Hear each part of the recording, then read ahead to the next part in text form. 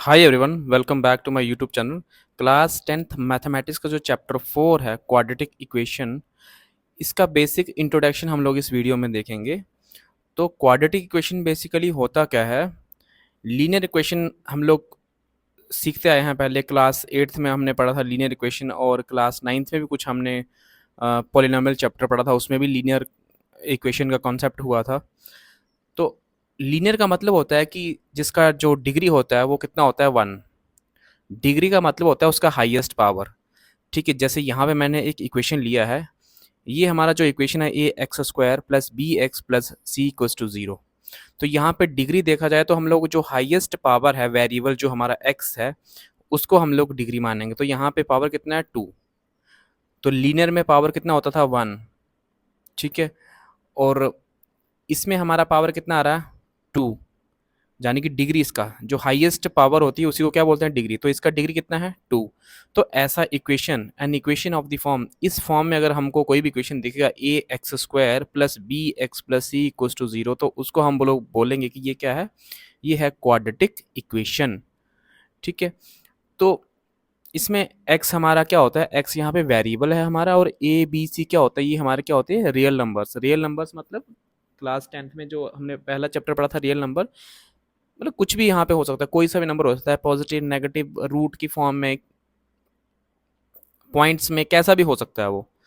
ठीक है, और यहाँ पे मेन चीज़ ये होती है कि ये जो ए है ये ज़ीरो नहीं होना चाहिए, क्योंकि अगर मान लो ये ए ही ज़ीरो हो गया, तो जब ए ज़ीरो हो गया तो एक्स स्क्वायर भी क्या हो जाएगा, ज़ीरो। तो फिर एक्स स्क्वायर, जब ये वाला पार्ट, स्क्वायर वाला पार्ट ज़ीरो हो गया, तो ये तो क्वाड्रेटिक इक्वेशन रही ही नहीं, ये बन गई लीनियर, क्योंकि सिर्फ इसमें एक्स आ रहा है, और जो इसका डिग्री 2 हमको दिख रहा था वो तो यहाँ पे रहा नहीं, फिर ये लीनियर बन गई एक्स की फॉर्म में। तो ये इसका जो है मतलब है कि क्वाड्रेटिक इक्वेशन का बेसिकली, हमारा जो क्वाड्रेटिक इक्वेशन होता है उसमें डिग्री इसका क्या होता है, 2 होता है। और क्यूबिक बोलेंगे, मान लो मैं इसका डिग्री 3 ले लूँगा तो क्या बन जाएगा, क्यूबिक इक्वेशन बन जाएगा। ठीक है, तो अभी इसका जो स्टैंडर्ड फॉर्म होता है, लिखने का तरीका है वो यही है, पहले स्क्वायर वाली टर्म आएगी, फिर एक्स वाली आएगी, और फिर क्या आएगी, हमारी कांस्टेंट टर्म। ठीक है जी। अब फिर हमारा बात मेन ये है कि हम पहचानेंगे कैसे कि ये लीनियर इक्वेशन है या क्वाड्रेटिक है या क्यूबिक है, कैसे पहचानेंगे? अगर सीधा सीधा मान लो, अगर कोई भी हमको इक्वेशन दे रखा है, मान लो सीधा सिंपल इक्वेशन कोई भी, मान लो इस तरह से इक्वेशन दे रखा है, जैसे मान लो 3x स्क्वायर, इसका एग्जांपल हम लेते हैं। जैसे मान लो कोई भी ऐसा हमको दे रखा है, 3x स्क्वायर, जैसे प्लस का x हो गया प्लस 2 हो गया इक्वल्स टू 0, तब तो ठीक है, हम लोग पहचान लेंगे कि ये क्या है, एक क्वाड्रेटिक इक्वेशन है, क्योंकि इसमें एक्स का जो डिग्री है वो कितना है, एक्स का पावर यहाँ पे 2 है, यहाँ पे 1 है, यहाँ पे क्या है, 2 है। ये इसका स्टैंडर्ड फॉर्म हो गया कि पहले हाईएस्ट पावर, फिर उससे लोएस्ट, फिर सबसे लोएस्ट। क्योंकि यहाँ पे तो है नहीं है, तो एक्स की कितनी होगी, 0 होगी पावर, क्योंकि एनीथिंग रेज पावर क्या होता है, 0। तो यहाँ से तो हम बता सकते हैं कि ये कैसा इक्वेशन है, क्वाड्रेटिक। अच्छा, मान लो अगर हमको कुछ इस तरह से दे दिया जाए पहचानने के लिए कि भाई हमको बताओ कि ये क्वाड्रेटिक इक्वेशन है कि नहीं है। ठीक है, मान लो मैं कोई दूसरा इक्वेशन ले लेता हूँ, जैसे मैंने ले लिया x-1 इंटू एक्स प्लस का 2, ठीक है, इक्वल्स टू एक्स माइनस का 3 ब्रैकेट एक्स प्लस 1। अब इसको देख के हम डायरेक्ट तो बता नहीं सकते, हाँ यहाँ से हम ये लगा सकते हैं आइडिया कि x इंटू एक्स करेंगे तो x का स्क्वायर बन जाएगा। ठीक है, तो ये अगर इसको देख के हम बोलेंगे कि x इंटू एक्स स्क्वायर है, ये क्वाड्रेटिक है, तो ये ऐसा गलत होगा। हमको बिना सॉल्व किए हुए हम नहीं बता सकते कि ये क्वाड्रेटिक है कि कौन सा इक्वेशन है। ठीक है, तो उसके लिए हमको क्या करना पड़ेगा, हमको सॉल्व करके ही इसमें पता करना पड़ेगा, यानी कि हमको मल्टीप्लाई करना ही पड़ेगा इसका। तो किस तरह से मल्टीप्लाई इसका करते हैं ये आपको पता है। पहले x का मल्टीप्लाई इन दोनों के साथ होगा, यानी x का मल्टीप्लाई मैं x के साथ करूँगा तो कितना आएगा, x का स्क्वायर आएगा। फिर इस x का मल्टीप्लाई इस प्लस 2 के साथ होगा, तो 2 इंटू एक्स कितना आ जाएगा, प्लस का 2x आएगा। फिर इस -1 का मल्टीप्लाई इस प्लस एक्स के साथ करूँगा तो plus into minus, minus x को 1 से करेंगे तो कितना आ जाएगा, x। फिर इस माइनस का मल्टीप्लाई इस प्लस के 2 के साथ होगा, तो माइनस इंटू प्लस करेंगे तो माइनस आएगा, और 2 बन जा 2 इक्वल्स टू, फिर राइट साइड में देखो x इंटू एक्स कितना हो जाएगा, x का स्क्वायर आ जाएगा। फिर इस x का मल्टीप्लाई प्लस 1 के साथ करेंगे तो प्लस का क्या आ जाएगा, x। फिर इस माइनस का मल्टीप्लाई इस प्लस x के साथ करेंगे तो minus plus minus minus into plus minus, 3 into x करेंगे तो 3x आ जाएगा, माइनस इंटू प्लस करेंगे तो कितना आ जाएगा, माइनस 3 × 1 = 3। अब देखो यहाँ पे एक्स स्क्वायर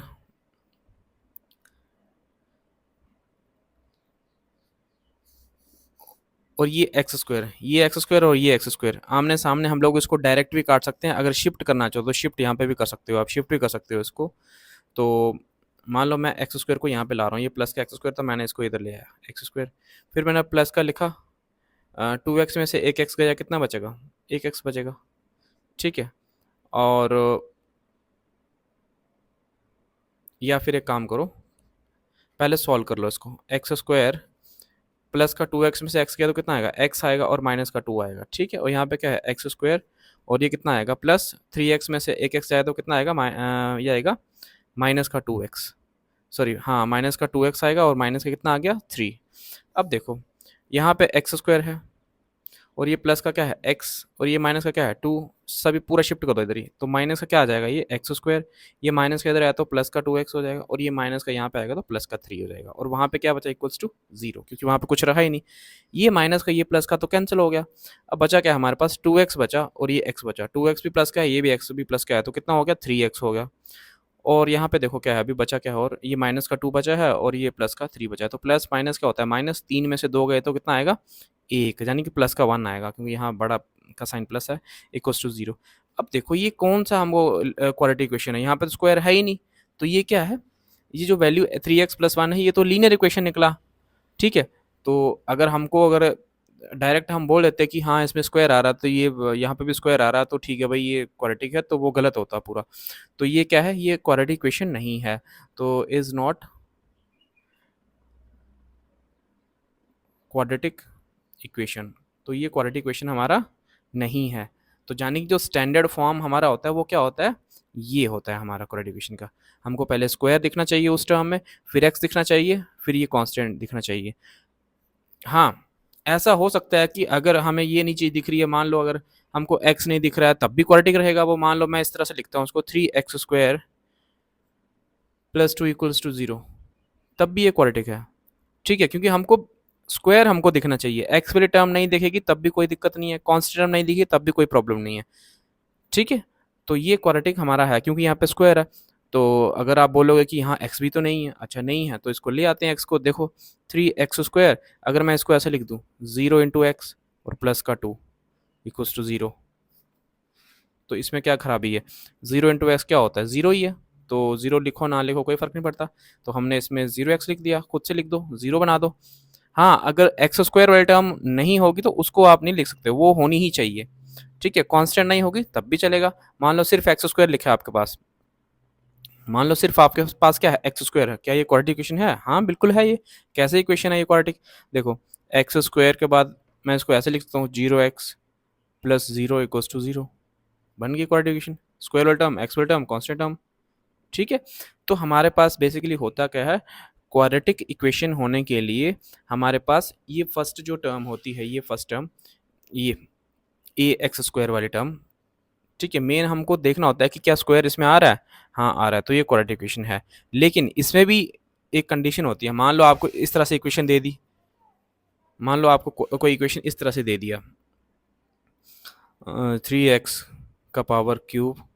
3x³ + 2x² + 5 = 0, क्या ये क्वाड्रेटिक इक्वेशन है, ये बिल्कुल भी क्वाड्रेटिक इक्वेशन नहीं है। आप बोलोगे क्यों नहीं है, ये इसमें तो स्क्वायर दिख रहा है, हाँ इसमें स्क्वायर दिख रहा है, लेकिन हमको देखना होता है degree of the equation. Degree of the equation यानी हाईएस्ट उसका जो पावर है वो स्क्वायर होना चाहिए, यानी कि 2 होना चाहिए, हाईएस्ट पावर इसका 2 होना चाहिए। लेकिन यहाँ पे इसका हाईएस्ट पावर कितना है, हाईएस्ट पावर यहाँ पे 3 है, इसीलिए ये क्वाड्रेटिक इक्वेशन नहीं है, ठीक है। अगर ये क्यूब वाला पार्ट नहीं होता, सिर्फ ये होता तो क्वाड्रेटिक इक्वेशन थी, ठीक है। आई होप आपको क्लियर हो गया होगा कि क्वाड्रेटिक इक्वेशन हमारा बेसिकली होता क्या है, ठीक है। तो ये इसका इंट्रोडक्शन था। अब इसका नेक्स्ट जो टॉपिक है वो हम लोग देखते हैं। हाँ तो बच्चों नेक्स्ट हमारा जो टॉपिक है वो है solution of a quadratic equation by factorisation.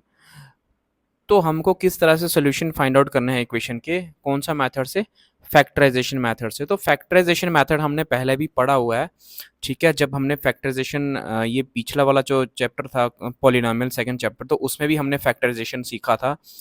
तो फैक्टराइजेशन आई होप आपको आता होगा, फैक्टराइजेशन किस तरह से करते हैं। तो जिसको नहीं भी आता है, कुछ प्रॉब्लम है फैक्टराइजेशन करने में, दिक्कत आती है, तो यहाँ पे सब क्लियर हो जाएगा अभी। तो फैक्टराइजेशन देखो किस तरह से हम लोग करते हैं। ये हमारा जो दिया है क्वाड्रेटिक इक्वेशन, फैक्टर यानी इसका सोल्यूशन फाइंड आउट करने का मतलब है कि इसकी x की वैल्यू फाइंड आउट करना, ठीक है।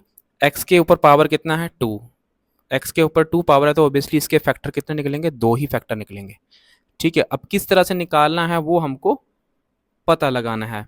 तो इसमें होता क्या है, इसमें तरीका होता है चेक करने का कि हम लोग फर्स्ट और लास्ट की क्या करते हैं आपस में मल्टीप्लाई, फर्स्ट और लास्ट की क्या करते हैं आपस में मल्टीप्लाई करते हैं, ठीक है। तो अगर 3 और 2 का मैं मल्टीप्लाई करता हूँ तो मेरे पास कितना आ जाएगा, मेरे पास आएगा 3 और 2 का मल्टीप्लाई करके 6, ठीक है, 6 आएगा। तो हमको करना क्या है, 6 के देखना है कि जो हमने मल्टीप्लाई करके 6 जो हमको मिला, इसके टुकड़े हमको करने हैं किस तरह से। 6 देखना पहले आता किस तरह से है, 6 हमारे पास कैसे कैसे आता है। एक तो हमारा आ गया 3 2 जा 6, दूसरा तरीका हमारे पास क्या है 6 1 जा 6, ठीक है। अब इसमें से कौन सा पेयर उठाना है कौन सा नहीं उठाना है वो डिसाइड करता है हमारा ये सेंटर वाला मिडल टर्म, क्योंकि इस मेथड को हम लोग splitting the middle term method भी बोलते हैं, मिडल टर्म स्प्लिटिंग मेथड भी बोलते हैं इसको। तो कैसे करना है इसको, मल्टीप्लाई करके हमको 6 चाहिए और इन्हीं दो नंबर को मैं प्लस करूं या माइनस करूं, मेरा बनना चाहिए ये 5x, किसका, माइनस का 5x बनना चाहिए। अब देखो अगर मैं इसको प्लस करता हूँ 3 + 2 तो मेरा कितना बन जाएगा 5x बन जाएगा, ठीक है। यानी मैं इसको ले सकता हूँ। अगर मैं 6 इंटू 1 कर रहा हूँ तो मेरा 6 आ रहा है, अगर मैं 6 में से 1 माइनस करूँगा तब भी मेरा 5x आएगा। तो ये तो दोनों के साथ बन रहा है। यही चीज़ हम लोग सीखेंगे इस जो एग्जाम्पल हमने लिया है यहाँ पे, कुछ आपको क्लैरिटी कुछ नई चीज़ सीखने को मिलेगी कि अगर ये इस ऐसा कोई अगर सीन क्रिएट होता है, जाने कि अगर आप लोग कोई भी दो टर्म्स ले रहे हो, ठीक है, और उनको प्लस करने पे या माइनस करने पे 5x आता है, और एक और इसका ऐसा ही फैक्टर अगर आपका बन रहा है जिसको प्लस माइनस करने पे भी माइनस का 5x आ रहा है, तो हम कौन सा सेलेक्ट करेंगे, यानी कि फर्स्ट वाला लेंगे तो आंसर आएगा या सेकेंड वाला लेंगे तो आंसर आएगा, वो हम लोग अभी देखेंगे। देखो मैं पहला वाला लेता हूँ, पहली टर्म और लास्ट टर्म हमको लिखना होती है सेम, जैसे 2x² और लास्ट में कितना है हमारा प्लस का 3, ये हमारा सेम ही लिखना होता है। इसको ब्रेक करना होता है कैसे, 2x 3x और 2x की फॉर्म में, ताकि मेरा क्या बन जाए 5x। अब मेन हमारा काम होता है कि इसका साइन क्या रखें हम लोग, क्योंकि मुझे क्या बनाना है माइनस का 5x बनाना है, मुझे क्या बनाना है माइनस का 5x बनाना है। अब प्लस करने पे क्या बन रहा है मेरा 5x, तो मैं ऐसा तो नहीं लिख सकता हूँ कि 3x + 2x, तो बोलोगे बन गया ना 5x, 5x हमारा बन गया है, बात ठीक है, लेकिन हमको चाहिए माइनस का 5x। तो और कौन सा तरीका है जिसमें हम प्लस कर सकते हैं, दोनों को अगर माइनस का रखा जाए, जैसे माइनस का 3x और माइनस का 2x, तो माइनस माइनस भी क्या होता है प्लस, तो इस केस में भी हम प्लस कर सकते हैं। 3 और 2 अगर हम जोड़ेंगे तो कितना आ जाएगा हमारा माइनस का 5x आएगा इस केस में, क्योंकि दोनों साइन माइनस के हैं तो रिजल्ट भी माइनस में आता है। तो हमको तो भाई यही चाहिए माइनस का 5x, तो इसका मतलब है कि हमको इसके जो पेयर लेने पड़ेंगे वो लेने पड़ेंगे 3x और 2x का, जाने कि हम इसको इस तरह से लिख सकते हैं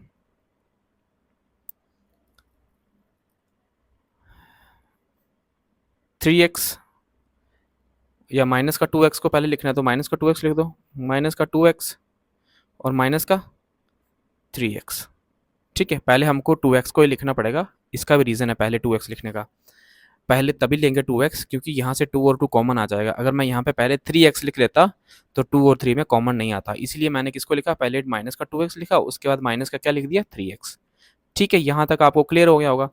अब नेक्स्ट स्टेप क्या होता है, इन दोनों में से हम लोग कॉमन निकालते हैं जो चीज़ निकल सके, और फिर इन दोनों में से कॉमन निकालते हैं, यू भी निकल सकता है। अब इन दोनों में से कॉमन तो क्या आएगा भाई 2 आएगा, और साथ में x, यहाँ पे पावर 2 है, यहाँ पे पावर 1 है, तो x भी हम लोग कॉमन ले सकते हैं। कॉमन वही चीज़ निकलती है जो दोनों में होती है। अब 2 यहाँ पे कॉमन है तो यहाँ से भी 2 बाहर आ गया, यहाँ से भी 2 बाहर आ गया। यहाँ पे x के पावर 2 है तो एक बाहर आ गया, तो एक अंदर बच गया है। ये साइन माइनस का मैं लगा रहा हूँ। यहाँ पे था ही एक x, वो ऑलरेडी बाहर है, तो यहाँ पे क्या बचा, ये 2x पूरा बाहर है, तो यहाँ पे क्या बचा, इसकी जगह पे 1। अब कोई बच्चा सोचेगा कि 2x तो बाहर है तो यहाँ पे 0 क्यों नहीं है भाई? 0 नहीं होता है क्योंकि हम लोग 1 यहाँ पे बचता है, ठीक है, क्योंकि हर एक की मल्टीपल में 1 तो होता ही है, तो इसके साथ भी मल्टीपल में 1 होगा। अगर आपको डाउट है तो यहाँ पे चेक करो, 2x को x के साथ करोगे तो 2x स्क्वायर आएगा, माइनस 2x को 1 से मल्टीप्लाई करो तो 2x आएगा, ठीक है। तो यहाँ पे क्या बचा, 1। अब माइनस, इन दोनों में कुछ कॉमन दिख रहा है क्या? हाँ दिख रहा है। क्या दिख रहा है? 3 दिख रहा है कॉमन, ठीक है भाई। अब माइनस का 3 कॉमन ले लिया, देखो कॉमन अभी माइनस भी कॉमन आ गया साथ में, माइनस का 3 कॉमन आया, यानी माइनस भी साथ में कॉमन है। तो यहाँ पे क्या बचा, यहाँ पे सिर्फ क्या बचा, x बचा। अब जबकि माइनस कॉमन है तो ये प्लस का साइन तो चेंज हो जाएगा, किस में, माइनस में। क्यों? क्योंकि माइनस हमने कॉमन ले लिया। अगर नहीं लेते, मान लो यहाँ पे प्लस का साइन होता, तो फिर जो साइन यहाँ पे होगा वही यहाँ पे आएगा, ठीक है। लेकिन यहाँ पे माइनस का साइन था तो हमने माइनस भी साथ में कॉमन ले लिया। अब देखो यहाँ पे 3 तो कॉमन है, तो यहाँ क्या बचा, यहाँ वही बचा, क्या बचा, 1 बचा। करके देख लो, 3 into x 3x, minus into minus plus, 3 into 1 3, ठीक है, इक्वल्स टू आगे क्या है, आगे 0 है। x-1 हम लोग दोनों एक बार आ रहा है तो कॉमन ले लेंगे, बचा क्या, 2x माइनस का 3, ये लिख लिया 2x माइनस का 3, ठीक है, इक्वल्स टू 0। अब देखो x-1 ये भी 0 के बराबर होगा, और यहाँ क्या बचा 2x-3 ये भी 0 के बराबर होगा। तो x की वैल्यू कितनी आई, 1 आई। यहाँ पे 2x कितना आया, माइनस को वहाँ ले जाएगा तो किसका हो जाएगा, प्लस का, और x की वैल्यू आएगी 3/2, ठीक है जी। अब देखो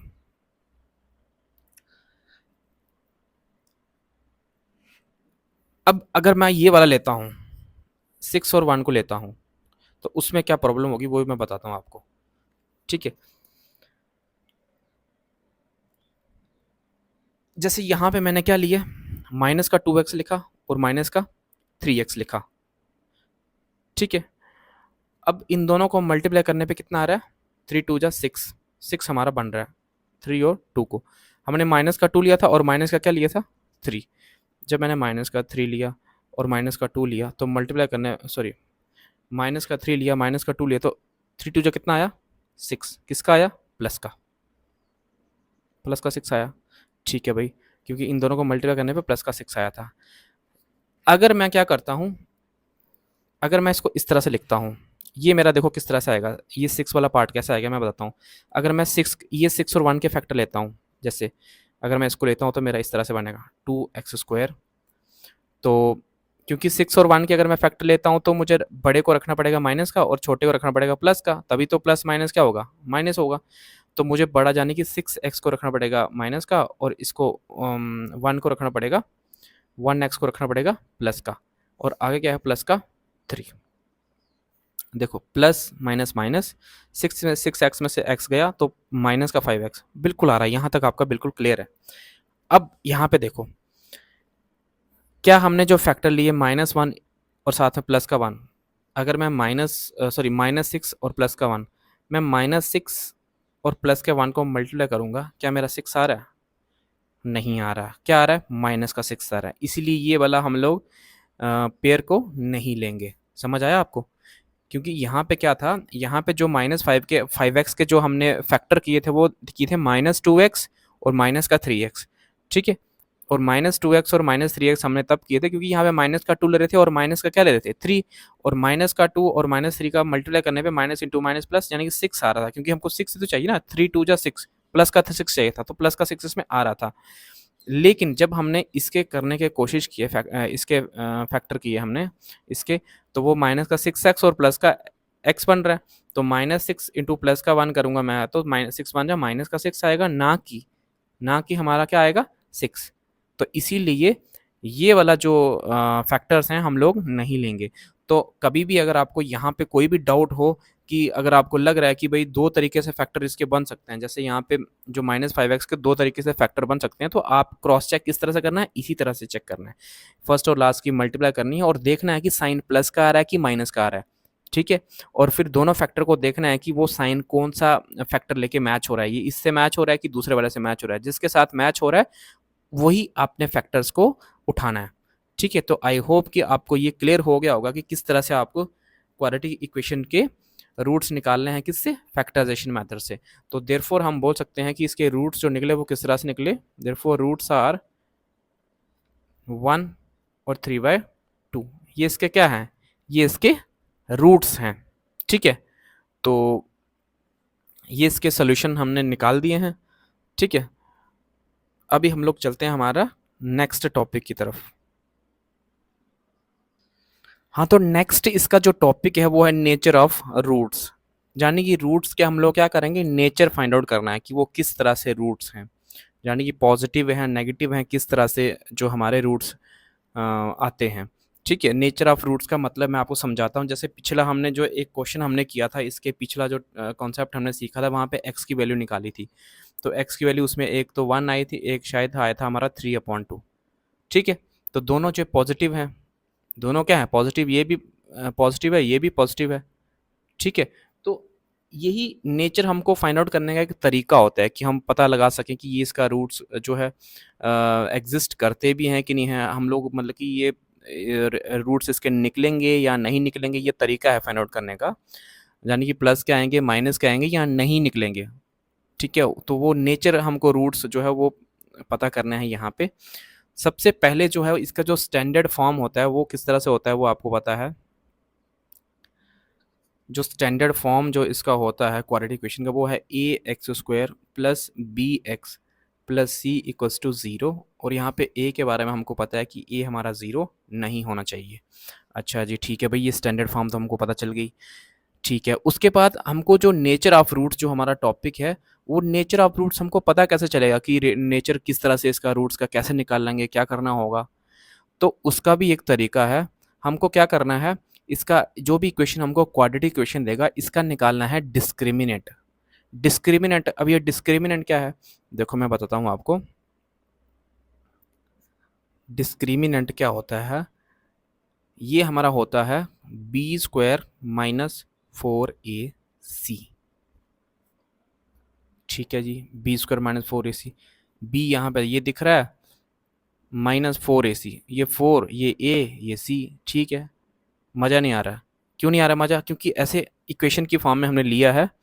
तो हम लोग क्या करते हैं, एक एग्जाम्पल इसकी लेते हैं और फिर इसका देखते हैं नेचर ऑफ रूट्स हम लोग किस तरह से पता कर सकते हैं।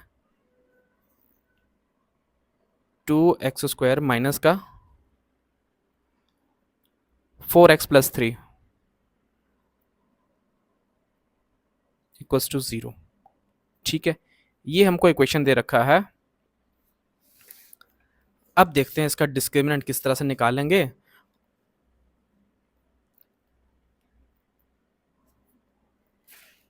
देखो, यहां पे देखा जाए हेयर, ए कितना है, स्टैंडर्ड फॉर्म को देखो, ax² का कोफिशिएंट होता है, तो इसका कोफिशिएंट 2 है। ठीक है भाई, b कितना है, b होता है जो x का कोफिशिएंट, तो यहाँ पे कितना है, माइनस का 4। अब कोई कोई बोलेगा कि ना जी ना, यहाँ पे प्लस का 4 है, नहीं, ये माइनस का 4 है, माइनस लगा हुआ है तो माइनस को लेना पड़ेगा। क्यों लेना पड़ेगा, क्योंकि स्टैंडर्ड फॉर्म जो हमारा है, इसका जो स्टैंडर्ड फॉर्म है उसमें हमको माइनस नहीं है कहीं पे भी। स्टैंडर्ड फॉर्म में हमारा क्या होता है, ax² प्लस bx प्लस का c, सभी में प्लस होता है। तो अगर हमको कोई भी इक्वेशन ऐसा दिखता है जिसमें माइनस आ रहा है, तो हमको उसको माइनस को भी साथ में लेना पड़ेगा। तो b हमने ले लिया माइनस का 4, और c कितना है, यानी कांस्टेंट हमारे पास कितना है, 3। हम निकालते हैं इसका डिस्क्रिमिनेंट। डिस्क्रिमिनेंट को हम लोग किससे डिनोट करते हैं, डी से। ठीक है, इससे डी से डिनोट करते हैं। ठीक है जी, यहाँ पे भी डी निकालते हैं हम लोग, b² माइनस 4ac। डी निकालते हैं अभी, b कितना है, माइनस का 4 है। ठीक है, ब्रैकेट के अंदर रखा है, ऊपर स्क्वायर है। ठीक है, माइनस 4 इंटू ए कितना है, ए यहाँ पे 2 है, इंटू सी कितना है, सी है 3, इक्वल्स टू, करो, माइनस 4 का स्क्वायर कितना होता है, 16 होता है, प्लस का, माइनस 4 2 जा 8 और 8 3 जा 24। डी कितना आया, डी तो भाई कितना आ गया, 8 आ गया, किसका, माइनस का। अच्छा, ये बात है क्या, डी माइनस का 8 आ गया। डी जो है हमारा माइनस का 8 आ गया, तो अब क्या करेंगे? अब कुछ नहीं करेंगे, यहाँ पे एक बार ध्यान दो। जो हमने लिखा था यहाँ पे स्टैंडर्ड फॉर्म के बारे में, जहाँ से हमने निकाला था डी अपना बी स्क्वायर माइनस 4ac, जब हम कभी भी ऐसा इक्वेशन देगा तो उसमें हम लोग क्या निकालेंगे? सबसे पहले निकालेंगे डी। डी प्लस में भी आ सकता है, माइनस में भी आ सकता है, जीरो भी आ सकता है, ठीक है। तो तो करना क्या है? अभी माइनस में आएगा तो क्या होगा? जीरो आएगा, तब क्या करना है? और अगर प्लस का आया तो क्या करेंगे? देखो, अगर इफ डी हमारा कितना आता है? Greater than zero. Greater than zero का मतलब है जब जैसे अभी हमारा माइनस का 8 आ रहा है, ठीक है। तो अगर मान लो प्लस का 8 आ जाता, तो उस केस में क्या करना था हमने? डी अगर ग्रेटर देन जीरो आएगा तो हमको पता चल जाएगा कि इसके जो रूट्स हैं वो एग्जिस्ट करते हैं, यानी कि इसके रूट्स हम लोग निकाल सकते हैं। जैसे हमने फैक्टराइजेशन मेथड से एक्स की वैल्यू निकाली थी ना, वैसे ही रूट्स इसके एग्जिस्ट करते हैं, यानी कि इसके रूट्स हम लोग पॉसिबल है निकाल सकते हैं। वो अलग तरीका है, उसका एक और मेथड है जो हम लोग यहाँ पे यूज़ करेंगे रूट्स निकालने के लिए। बस आप ये ध्यान में रखो कि जैसे हमने फैक्टराइजेशन में एक्स की वैल्यू निकाली थी ना, तो वो पॉसिबल है निकल सकती है। इफ जो डी ग्रेटर देन जीरो है तो इसका मतलब है कि इसके इसके होंगे, इसके रियल रूट्स होंगे, ठीक है। और आएंगे साथ में क्या? डिस्टिंक्ट, यानी कि इसको लिख सकते हो आप कि डिस्टिंक्ट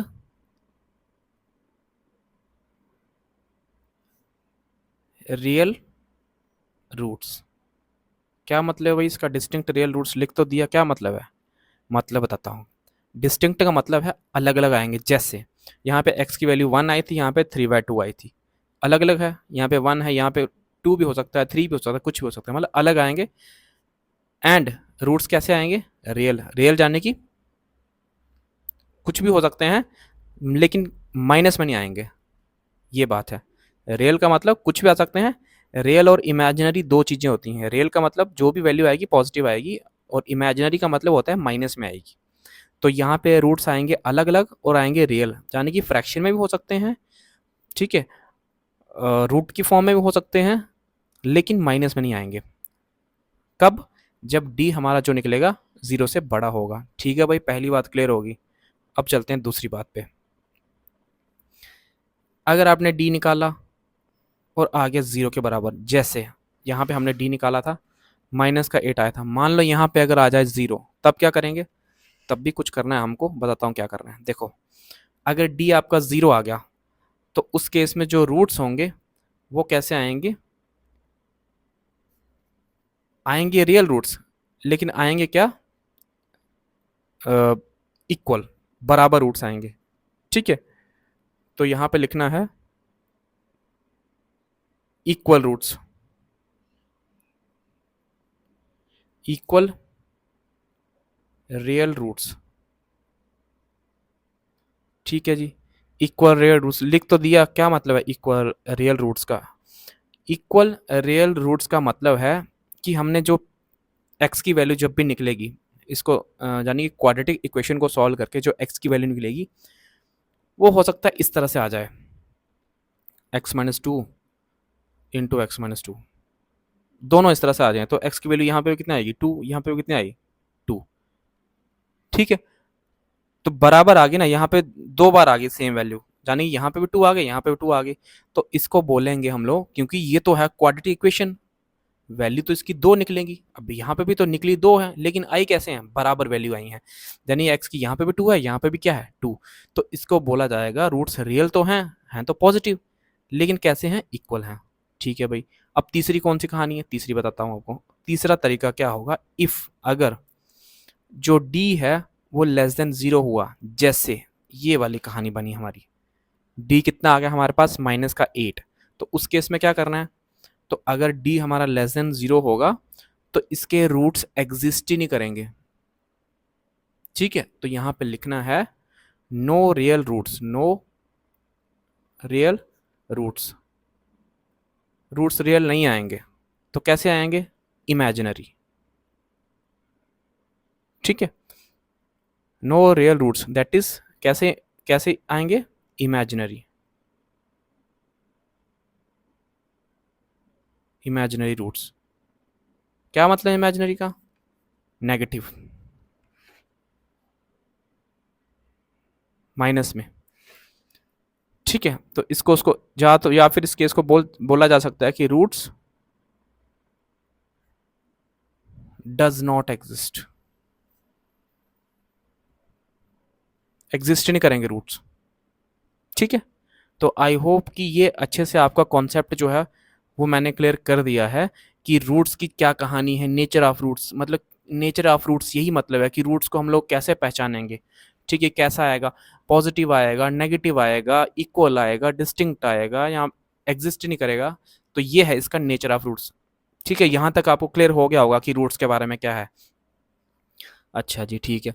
अब आपके दिमाग में आ रहा होगा कि हाँ भाई रूट्स ठीक है, इक्वल आ गए, रियल रियल आ गए, तो ये तो ठीक है, नेगेटिव आया तो चलो कोई बात नहीं। तो आगे होगा क्या? अभी मान लो यहाँ पे अगर पॉजिटिव आ गया, ठीक है, दो वैल्यू आ गई, एक्स की आ गई, या हम बोल सकते हैं कि अगर रूट्स जाने गया हमारा, अगर पॉजिटिव आ रहा है, जीरो से बड़ा कुछ भी, जो डी की वैल्यू है वो जीरो से बड़ी आ रही है, तो फिर आगे एक्स की वैल्यू निकालें कैसे? जैसे हमने यहाँ पे फैक्टराइजेशन मेथड लगाया था ना, तो अब यहाँ पे क्या करेंगे, किस तरह से निकालेंगे? तो वो भी एक मेथड है, वो अब लोग अभी हम लोग सीखते हैं। हाँ, तो इस इक्वेशन में हमने जो इक्वेशन ली थी, यहाँ पे तो डी की वैल्यू निकाली थी, वो कितनी आई थी? -8। तो अगर -8 का आया है तो -8 क्या होता है? जीरो से छोटा होता है। तो हम बोल सकते हैं कि ये क्या है? Less than zero. तो इस केस में क्या होगा फिर? इस केस में रूट्स हमारे एग्जिस्ट नहीं करेंगे। क्यों? क्योंकि जीरो से छोटा होगा, तो लिखना है नो रियल रूट्स। ठीक है, तो यहाँ पे लिखना है नो रियल रूट्स। ठीक है, तो इस केस में रूट्स इसके एग्जिस्ट नहीं करेंगे। हाँ, तो अभी हम सीखेंगे solution of quadratic equation by quadratic formula, कि जो हमने सोल्यूशन फाइंड आउट करने हैं क्वाड्रेटिक इक्वेशन के। सोल्यूशन का मतलब है जो एक्स की वैल्यू हमको पता करनी है, वो कौन सा मेथड से करनी है? By quadratic formula. तो जो फार्मूला हम लोग सीखेंगे वो कौन सा है? Quadratic formula. क्या है वो फार्मूला? कब यूज़ होगा, कहाँ यूज़ होगा, उसका भी कुछ कंडीशंस हैं। जैसे मैंने आपको पहले बताया है कि सबसे पहले जो भी इक्वेशन होगा तो उसका क्या निकालना है? डी। ठीक है, इक्वेशन का जो भी है वो क्या निकालना है? डी। डी क्या होता है उसका? डिस्क्रिमिनेंट निकालना है। ठीक है, जैसे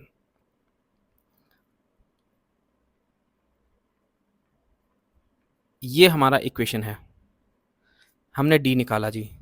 ठीक है, अच्छा, तो ये जो क्वाड्रेटिक फार्मूला है ये कहाँ कहाँ पे यूज़ होगा? जो क्वाड्रेटिक फार्मूला है ये कहाँ कहाँ पे यूज़ होगा?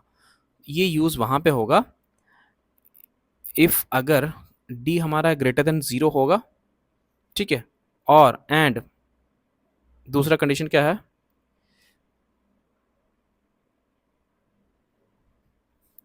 डी बराबर क्या होगा? ज़ीरो के। तो उस केस में हम लोग क्या करेंगे? उस केस में हम बोल सकते हैं कि देयरफॉर उस केस में हम लोग we can use quadratic formula for finding the solution of the equation. तो अगर हमारा डी जीरो से बड़ा है एंड डी अगर जीरो के बराबर है, तो उस केस में हम लोग यूज करेंगे क्वाड्रेटिक फार्मूला, क्योंकि यही दो केस हैं जिन केस में हमारे रूट्स एग्जिस्ट करते हैं। क्योंकि डी जब जीरो होगा तो रूट्स कैसे होते हैं? इक्वल। और जब डी ग्रेटर देन जीरो होता है तो उस केस में रूट्स क्या होते हैं? डिस्टिंक्ट। तो दोनों ऐसे केस हैं यहाँ पे हमारे रूट्स जो है वो एग्जिस्ट करते हैं, क्योंकि डी जीरो से कम होगा तो वो तो एग्जिस्ट नहीं करे, उस केस में रूट्स एग्जिस्ट करेंगे, तो इसलिए हम लोग क्वाड्रेटिक फार्मूला का यूज़ नहीं उसमें करेंगे। तो इसका मैं एक एग्जांपल आपको लेके बताता हूँ, फिर आपको अच्छे से क्लैरिटी आएगी। ठीक है, तो मैंने एक क्वेश्चन एक उठाया है ऑल इन वन से। तो ये क्वेश्चन इस तरह से है, 12x² प्लस का 5x माइनस का 3 इक्वल्स टू क्या है? ज़ीरो। तो इसको हम लोग क्वाड्रेटिक फार्मूला की हेल्प से सॉल्व करेंगे। तो क्वाड्रेटिक फार्मूला तो हम लोग तब लगाएंगे, पहले इसका डी को देखेंगे कि डी जो है वो किस तरह से आ रहा है। तो सबसे पहला काम हेयर, ए यहाँ पे कितना है? 12 है जी। बी कितना है? प्लस का 5 है। सी कितना है? माइनस का 3 है। ठीक है, ये ए है, ये बी है, ये सी है। सबसे पहला काम डी निकालना, कैसे निकालेंगे, बी स्क्वायर माइनस 4ac से। ठीक है जी, डी बी कितना है, बी 5 है, इसका स्क्वायर माइनस 4 इंटू ए कितना है, ए 12 है, इंटू सी कितना है, माइनस का 3 है। तो डी जो है वो किस तरह से निकलेगा, 5 फाइव जो हमारा आ जाएगा 20, 5 माइनस माइनस इंटू माइनस कितना हो जाएगा, प्लस हो जाएगा। ठीक है, तो 12 इंटू 4 कितना हो गया, 48 होएगा ना, 48 इंटू 3 करें कितना आएगा, 48 को अगर 3 से मल्टीप्लाई किया तो कितना आएगा, 8 24 का 4 2 4 12 13 14 144 आ रहा है सर, 144 आ रहा है। ठीक है, और डी हमारे पास कितना आ गया, 144 और 25 इसमें जोड़ दो। ठीक है, 169 आ रहा है, तो 169। ठीक है, तो डी 169 है, तो डी जो है ग्रेटर देन हमारा क्या आ रहा है, जीरो। डी यहाँ पे क्या आ रहा है, ग्रेटर देन जीरो, क्योंकि 169 जीरो से क्या होता है, बड़ा। तो अगर डी ग्रेटर देन जीरो है तो इसका मतलब कि रूट्स कैसे आएंगे, डिस्टिंक्ट रूट्स आएंगे। ठीक है, तो यहाँ पे लिखा जाएगा कि कैसे रूट्स आ रहे हैं, डिस्टिंक्ट रियल रूट्स। ठीक है, तो इस केस में आएंगे डिस्टिंक्ट रियल रूट्स। तो जब भी डिस्टिंक्ट रियल रूट्स हमको दिखेंगे या फिर इक्वल रूट्स दिखेंगे तो उस केस में हम लोग यूज़ करेंगे क्वाड्रेटिक फॉर्मूला। क्या होता है क्वाड्रेटिक फॉर्मूला, अभी सीखेंगे। तो यहाँ पे लिखेंगे बाय यूजिंग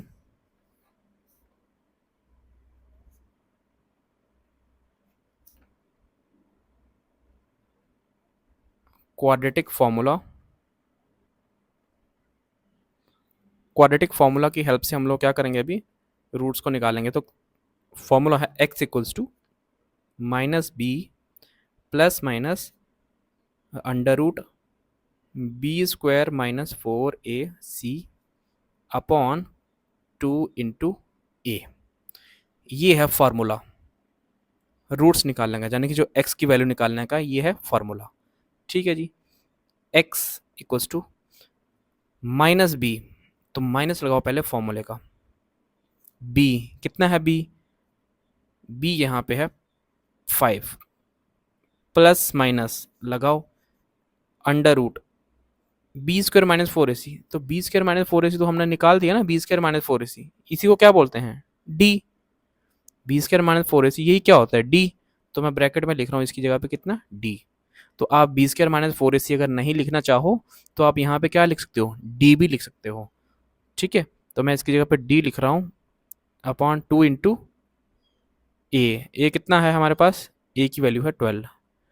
ठीक है, तो x equals to minus 5 plus minus D हमारे पास कितना आया था, 169। तो रूट के अंदर लिख दो 169 अपॉन कितना आ जाएगा, 12 टू जा 24।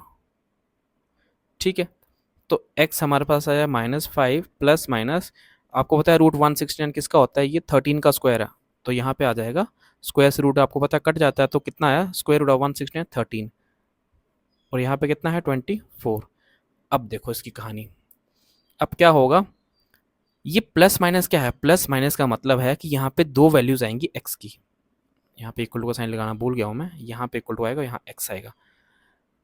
प्लस माइनस का मतलब है कि भाई x की आएंगी दो वैल्यू, किस तरह से आएंगी बताता हूँ। देखो x इक्वल्स टू -5, एक बार ये सिर्फ प्लस का साइन लगाएंगे और आगे कितना है 13, और नीचे क्या है डिवाइडेड बाय 24।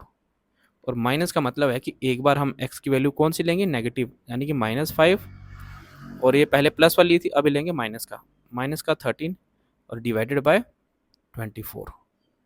देखो यहाँ पे x की वैल्यू कितनी आई, ये प्लस ये माइनस, प्लस माइनस क्या होता है माइनस, और 13 में से कितना निकालना है 5, तो कितना आया ये 8 आएगा, और डिवाइडेड बाय 24।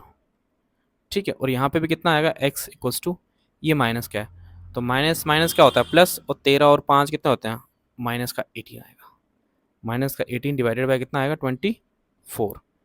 तो 8 1 जा और कितने जा 3 जा, तो x बराबर कितना आ गया यहाँ पे 1/3 आ गया। ठीक है, और यहाँ पे क्या आया, x बराबर यहाँ पे कितना आया एक्स बराबर यहाँ पे आया 9 2 18 और 12 2 जा, ठीक है। तो 3 के टेबल से भी काट सकते थे आप वैसे यहाँ पे, 3 3 जा 9 और 4 3 जा 12, यानी कि आपका आएगा माइनस का 3/4, यानी कि x की जो वैल्यू है वो कितनी निकली आपके पास, दो वैल्यूज निकली है। एक x की वैल्यू निकली है 1/3, एक x की वैल्यू निकली है -3/2। तो ये क्या है इसके, ये इसके रूट्स हैं। तो देयरफॉर हम बोल सकते हैं कि roots of the given equation are, therefore roots of the given equation are, पहला रूट है 1/3 और दूसरा क्या है -3/4, ठीक है। तो ये है इस इक्वेशन के रूट्स।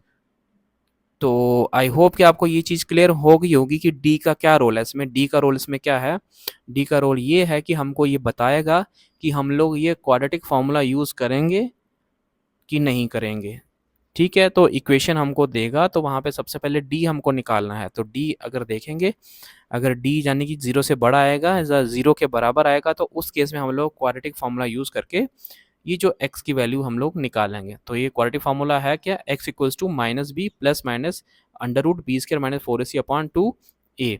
तो ये रूट के अंदर बी स्क्र माइनस 4ac, यही क्या होता है हमारा d। तो डायरेक्ट आप इस फार्मूले को d भी लिख सकते हो, कोई ऐसा इश्यू नहीं है। तो ये था हमारा जो solution of quadratic equation by quadratic formula. तो आई होप कि आपको क्लियर हो गया होगा। तो अगर आपको ये मेरा वीडियो पसंद आया तो प्लीज़ मेरे चैनल को सब्सक्राइब कीजिए यार, और लाइक भी किया करो। Thank you.